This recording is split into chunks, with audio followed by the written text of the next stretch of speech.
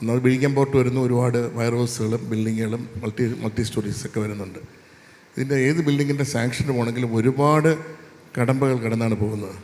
Pollution control, fire തുടങ്ങി ഒരുപാട്.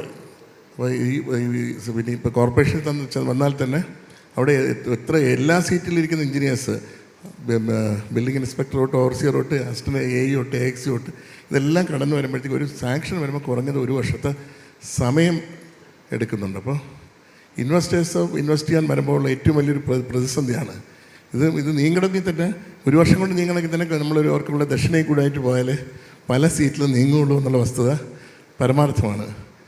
ആ ഒരു അവസ്ഥയ്ക്ക് എന്തെങ്കിലും ശക്തമായ മാറ്റം കൊണ്ടുവരണമെന്നുള്ളതാണ് അഭ്യർത്ഥന. എങ്ങനെ കൊണ്ടുവരാൻ കഴിയും എന്നുള്ളതാണ്. ഞാൻ ആദ്യം MLA ആയപ്പോൾ നിയമസഭയിലെ ബജറ്റിൻ്റെ ഇതൊക്കെ നോക്കിയപ്പോൾ നാഷണൽ ഗ്രോത്തിനേക്കാളും വലിയ ഗ്രോത്ത് കേരളത്തിൽ. അപ്പോൾ എനിക്ക് വലിയ അത്ഭുതം, ഇവിടെ ഒന്നും നടക്കുന്നില്ല, ഗ്രോത്ത് റേറ്റ് കൂടുതൽ. അപ്പോൾ മനസ്സിലാക്കി അന്വേഷിച്ച് കണ്ടുപിടിക്കാൻ പോയപ്പോഴാണ് കൺസ്ട്രക്ഷൻ രംഗത്തുണ്ടാകുന്ന ആ ഒരു ബൂമാണ് കേരളത്തിൻ്റെ ഗ്രോത്ത് റേറ്റ് നാഷണൽ ആവറേജിനേക്കാൾ മീതെ നിർത്തിയത്.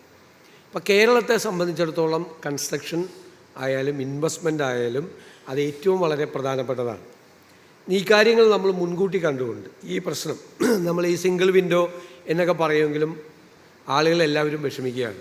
നേരത്തെ പറഞ്ഞതുപോലെ ലോക്കൽ ബോഡിയിൽ പോകണം, ഫയർഫോഴ്സിൽ പോകണം, പൊല്യൂഷൻ കൺട്രോൾ ബോഡി പോകണം, ഇല്ലേ, പിന്നെ GSTയിൽ പോകണം. അങ്ങനെ ഒരുപാട് കെട്ടിട നിർമ്മാക്കൾ മാത്രമല്ല ഉദ്ദേശിച്ചത്, എല്ലാ ഇൻവെസ്റ്റേഴ്സിനും ഒരുപാട് കടമ്പകൾ, 1 ഡസൻ പെർമിഷനെങ്കിലും കിട്ടേണ്ടതുണ്ട്.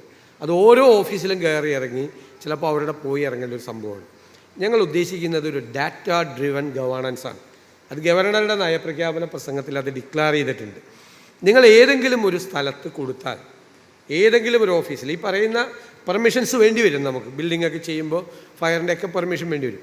പക്ഷെ ഒരു സ്ഥലത്ത് കൊടുത്താൽ അത് അവിടെ നിന്ന് ബാക്കിയുള്ള സ്ഥലത്തേക്ക്, അവിടെ നിന്ന് ഓട്ടോമാറ്റിക്കായി ബാക്കിയുള്ള സ്ഥലങ്ങളിലേക്ക് അവരെത്തുകയും അവിടെയുള്ള കൺസേൺ ഉദ്യോഗസ്ഥന്മാർ ഇത്രയും ദിവസത്തിനുള്ളിൽ അതിൻ്റെ ആ റിപ്പോർട്ട് സമർപ്പിക്കുകയും ചെയ്യണം എന്നതാണ് നമ്മൾ ഉദ്ദേശിക്കുന്നത്. മുഖ്യമന്ത്രിയുടെ ഓഫീസും വ്യവസായ മന്ത്രിയുടെ ഓഫീസും കൂടി കോർഡിനേറ്റ് ചെയ്തിട്ടാണ് ഇൻവെസ്റ്റേഴ്സ് സെല്ല് വരുന്നത്. ആ ഇൻവെസ്റ്റേഴ്സ് സെല്ല് അവിടെ നിന്നിത് പൂർണ്ണമായി നിയന്ത്രിക്കും. ഞങ്ങളിത് പൂർണ്ണമായി മോണിറ്റർ ചെയ്യും. ഞാൻ കരുതുന്നത് ഒരു 3 മാസത്തിനും 6 മാസത്തിനും ഇടയിൽ ഇത് പൂർണ്ണമായി ഇംപ്ലിമെൻ്റ് ചെയ്യാൻ പറ്റുമെന്നുള്ളതാണ്. വളരെ റെലവൻ്റായ ചോദ്യമാണ് ഡോക്ടർ ബിജു രമേശ് ചോദിച്ചത്. അതിനൊരു പരിഹാരം ഉണ്ടാവും.